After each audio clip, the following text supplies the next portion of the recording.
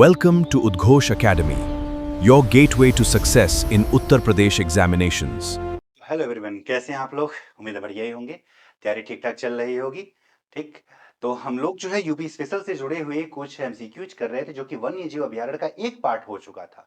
यानी उत्तर प्रदेश की वन्य जीव विविधता से जुड़ा हुआ, ठीक है, एक पार्ट हम लोगों ने कर लिया था। उसी का दूसरा पार्ट मैंने कहा था कि 50 सवाल करेंगे, जिसे 25 सवाल हमने पहले वाले सेट में कर लिया था, तो 25 सवाल इस सेट में करेंगे, तो 50 सवाल आपके उत्तर प्रदेश की वन्य जीव विविधता से जुड़े हुए ये आपके कंप्लीट हो जाएंगे। ठीक है, और इसी में से सवाल बनने हैं, याद रखें। ठीक है, जो प्रश्न आप देख रहे हैं, हर प्रश्न में 3-3 4-4 लाइन है, यानी 50 प्रश्न हैं देखने में, लेकिन वो 200 सवालों के लगभग आपके काम करेंगे। और इतना पढ़ के जाएंगे तो आपका निश्चित तौर पे आपको परीक्षा में इसका क्या मिलेगा, फायदा मिलेगा। चलिए तो सेशन की शुरुआत करते हैं और देखते हैं आज वो कौन से 25 सवाल हैं जो कि उत्तर प्रदेश की वन्य जीव विविधता से जुड़े हुए हैं और आपकी परीक्षा की दृष्टि से महत्वपूर्ण है। एक बात है कि आप जो है, ठीक है, बहुत सारे लोग जो है देख तो लेते हैं पर कमेंट या लाइक नहीं करते हैं, तो ये उम्मीद करता हूं, ठीक है, अगर आपको अच्छा लग रहा होगा तो आप लाइक भी करेंगे, ठीक है, और साथ ही साथ कमेंट जरूर करें, जिससे हमें पता चले कि हाँ, ये सेशन आगे बढ़ाया जाए कि ना बढ़ाया जाए। ठीक है, चलिए जरा तो आज के सेशन की शुरुआत में पहला सवाल क्या कह रहा है जरा देखा जाए। तो आज के सेशन का पहला सवाल जो कि, ठीक है, इससे यानी वन्य जीव से जुड़ा हुआ अगला 26वां सवाल है। क्या कह रहा है? सोनभद्र और मिर्जापुर जिले में फैला कैमूर वन्य जीव अभयारण्य, कैमूर वन्य जीव अभयारण्य, जिसकी स्थापना कब हुई थी? तो 1982 में। मुख्य रूप से किस पशु के लिए जाना जाता है? तो यहाँ पे क्या मिलता है? यहाँ पे मुख्य रूप से चिंकारा मिलते हैं, ठीक है, तेंदुआ मिलता है, काला हिरन मिलता है, ठीक है, ऐसे पशु यहाँ पर ज्यादा मिलते हैं। ठीक है, इसमें पूछा है मुख्य रूप से, तो दिए गए ऑप्शन में से कौन सा मैच कर रहा है? बी वाला ऑप्शन, चिंकारा और काला हिरन। चिंकारा और क्या? काला हिरन जो है, ये कैमूर वन्य जीव अभयारण्य जो कि सोनभद्र और मिर्जापुर जिले में फैला हुआ, इसकी प्रमुख विशेषता है। चलिए दूसरा सवाल देखते हैं क्या कह रहा है। महावीर स्वामी वन्य जीव अभयारण्य ललितपुर किस वन्य जीव के संरक्षण और बहुलता के लिए विशेष रूप से प्रसिद्ध है? ऐसे सवाल कई बार परीक्षाओं में पूछे जाते हैं। तो वैसे तो आप जानते हैं कि उत्तर प्रदेश का सबसे छोटा, ठीक है, ये उत्तर प्रदेश का सबसे छोटा वन्य जीव अभयारण्य है, जो विशेष तौर पे राष्ट्रीय पक्षी मोर के संरक्षण के लिए जाना जाता है, मोर की बहुलता के लिए जाना जाता है। ललितपुर जिले में फैला कौन सा? महावीर स्वामी वन्य जीव अभयारण्य। तो यहाँ ऑप्शन हो जाएगा बी फॉर बॉल वाला। अगला आ जाइए, 3 नंबर। क्या कह रहा है? कह रहा है कि उत्तर प्रदेश के वन्य जीव विहारों की स्थापना के संदर्भ में, उत्तर प्रदेश के वन्य जीव विहारों की स्थापना के संबंध में निम्नलिखित कथनों पर विचार करिए। ठीक है, जरा देख लिया जाए। सोहागी बरवा वन्य जीव अभयारण्य महाराजगंज जिले में स्थित है। बिल्कुल सही है, आप पढ़ते आते होंगे। और सोहागी बरवा की स्थापना 1987 में नेपाल सीमा के पास की गई थी। तो दोनों ही कथन सही हैं, 1 और 2 दोनों ही सही है। चलिए अगला प्रश्न देखते हैं। 4 नंबर क्या कह रहा है? उत्तर प्रदेश का प्रथम सबसे पुराना पक्षी अभयारण्य जो कि नवाबगंज पक्षी अभयारण्य है, उन्नाव जिले में यह स्थित है, जिसकी स्थापना 1984 में, इसकी स्थापना कब हुई थी? 1984 में हुआ था, जिसका नया नाम अब जो है शहीद चंद्रशेखर आजाद कर दिया गया है। शहीद चंद्रशेखर आजाद पक्षी अभयारण्य इसका नाम हो चुका है। किसका? नवाबगंज पक्षी अभयारण्य, जो कि उत्तर प्रदेश का सबसे पुराना पक्षी अभयारण्य है, 1984 में स्थापित हुआ था। आ जाइए 5 नंबर पे। क्षेत्रफल के मामले में उत्तर प्रदेश का सबसे बड़ा पक्षी, के क्षेत्रफल के मामले में उत्तर प्रदेश का सबसे बड़ा पक्षी अभयारण्य कौन सा है? छोटा में तो आप जानते हो कौन सा, ठीक है, तो महावीर स्वामी। छोटा में कौन सा? महावीर स्वामी। तो उन्नाव जिले, सॉरी माफ करिए, कन्नौज जिले में स्थित है, 1989 में स्थापित हुआ था। उत्तर आप खुद ही बता दोगे कौन सा? लाख बहोसी, 1989 में। और कौन से जिले में है? तो कन्नौज जिले में स्थित यह पक्षी अभयारण्य उत्तर प्रदेश का सबसे बड़ा पक्षी अभयारण्य है। आ जाइए अगले प्रश्न पर। 6 नंबर क्या कह रहा है? उत्तर प्रदेश का सबसे छोटा पक्षी अभयारण्य कौन सा है? थोड़ी देर पहले ही चर्चा हो चुका था, ठीक है, अभी पिछले सवाल में भी बता चुका हूं कौन सा।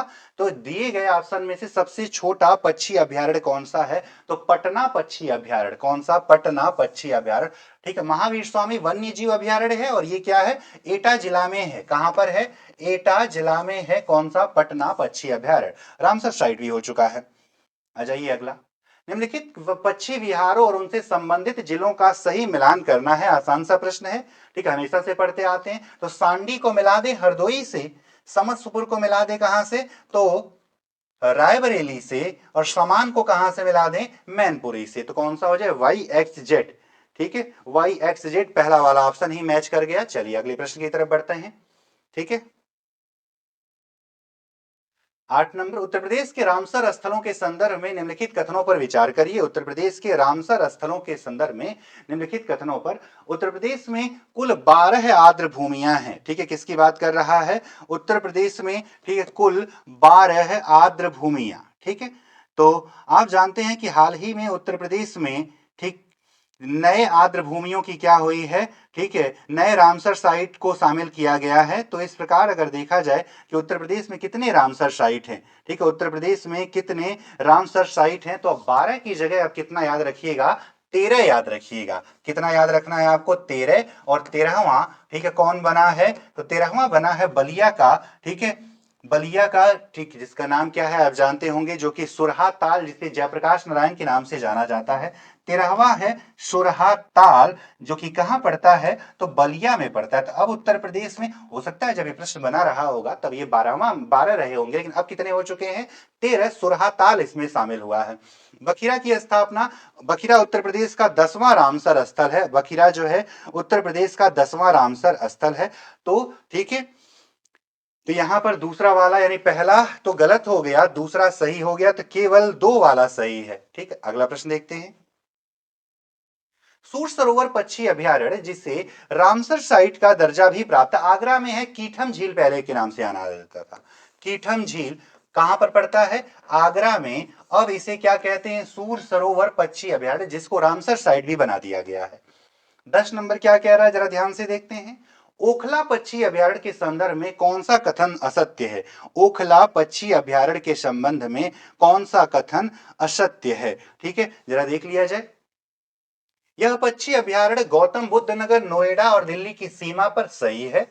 इसे यमुना नदी पर बने ओखला बैराज कारण विकसित किया गया, सही है। यह उत्तर प्रदेश का सबसे बड़ा, गलत है। आप जानते हैं सबसे बड़ा तो लाख बहासी है, तो कथन 3 गलत है। यहां पूछा था क्या असत्य कौन है, तो केवल 3 असत्य है। चलिए अगला प्रश्न देखते हैं।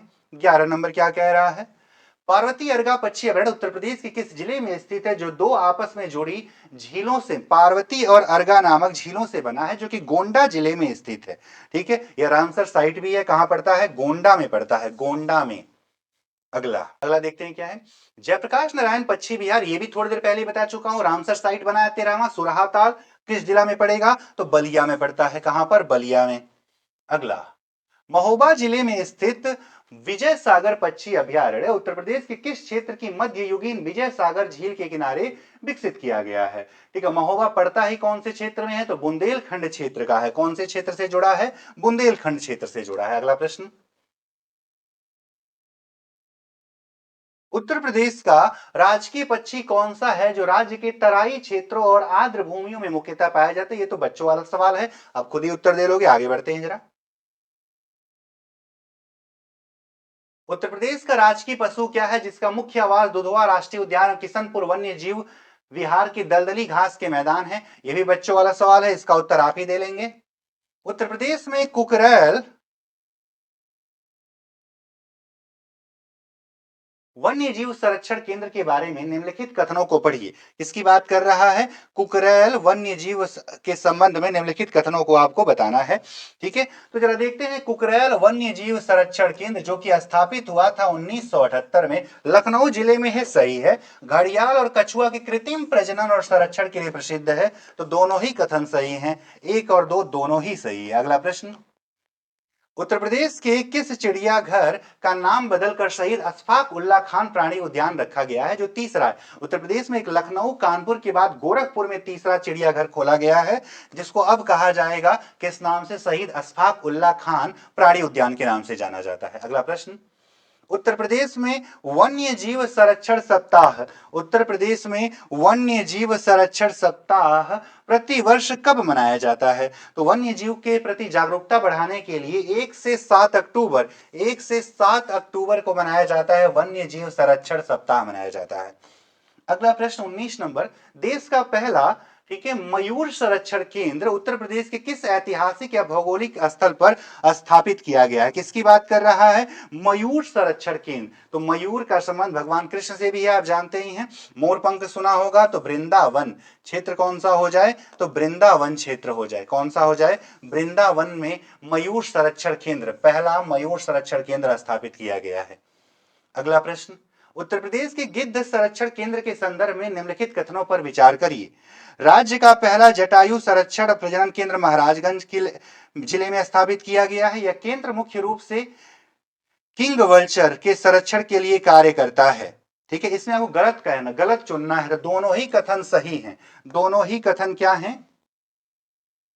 दोनों ही कथन इसमें क्या है? सही हैं। ये भी सही, ये भी सही। तो ना तो एक ना ही दो, क्योंकि हमें चुनना था कौन सा कथन? गलत कथन। अगला प्रश्न 21 नंबर क्या कह रहा है, ध्यान से देखें। उत्तर प्रदेश वन्य जीव board, Uttar Pradesh state board of wild life, ठीक है, का अध्यक्ष कौन होता है? तो राज्य का मुख्यमंत्री। कौन होता है? राज्य का मुख्यमंत्री होता है। आ जाइए 22 नंबर पे। उत्तर प्रदेश में लायन सफारी के संदर्भ में निम्नलिखित कथनों पर विचार करिए। उत्तर प्रदेश में लायन सफारी पार्क इटावा जिले में स्थित है, बिल्कुल सही है। इसे इंग्लैंड के लॉन्गलीट सफारी पार्क की तर्ज पर विकसित किया गया था। दोनों ही कथन क्या हैं? सही हैं। इटावा के फिशर वन क्षेत्र में, इटावा के फिशर वन क्षेत्र में स्थापित किया गया है लायन सफारी। दोनों ही कथन क्या हैं? सही हैं। एक और दो दोनों सही हो जाए। अगला प्रश्न देखते हैं। उत्तर प्रदेश का पहला एलिफेंट रिजर्व किस वर्ष और किस क्षेत्र में अधिसूचित किया गया था? किसकी बात कर रहा है? तो क्या बात कर रही है एलिफेंट रिजर्व की? तो वर्ष 2009 में, वर्ष 2009 में बिजनौर, ठीक, वर्ष 2009 में बिजनौर सहारनपुर क्षेत्र में पहला, ठीक है, और हाल ही में 2022 में, ठीक है, ये तीसरा, ये थर्ड कब? 2022 में तराई हाथी रिजर्व स्थापित। उत्तर प्रदेश में टोटल 3 हाथी रिजर्व हैं, देश में टोटल 33 हैं। देश में हाथी रिजर्व की संख्या कितनी है? 33 एलिफेंट रिजर्व हैं, जिसमें यूपी में 3 है। तीसरा कौन बना है? तराई हाथी रिजर्व, जो कि 2022 में जिसकी क्या हुई थी? स्थापना हुआ था। चलिए अगला प्रश्न 24 नंबर। उत्तर प्रदेश के रेड डाटा बुक प्रजातियों के संदर्भ में निम्नलिखित कथनों पर विचार करिए। ठीक है, इसमें से गंगा डॉल्फिन को उत्तर प्रदेश सरकार ने अक्टूबर 23 में राज्य का राजकीय जलीय जीव घोषित किया गया है। यह केवल गंगा नदी की मुख्य धाराओं में पाई जाती है, सहायक नदी में नहीं पाई। केवल वैसे लगता है तो हम जानते हैं गलत ही हो जाता है। तो यहाँ पूछा असत्य कथन कौन सा होगा? तो केवल 2 हो जाएगा। ये तो सही है, यहाँ केवल गंगा नदी यमुना में भी मिलता है, ठीक है, अन्य नदियों में भी मिलती है।